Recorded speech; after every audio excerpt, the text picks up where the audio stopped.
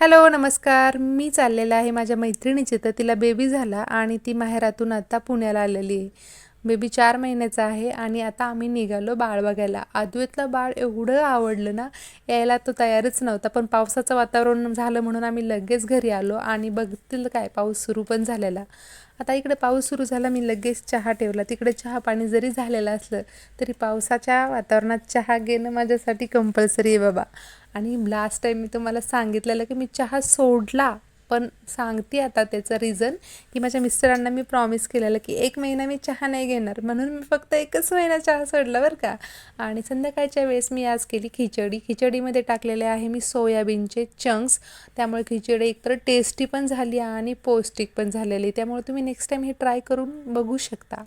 आता नेक्स्ट व्हिडिओमध्ये मी जरा हिंदी बोलायचं ट्राय करणार आहे, तर तुम्ही मला नक्की सांगा काय करू. मराठी आवडतं मला,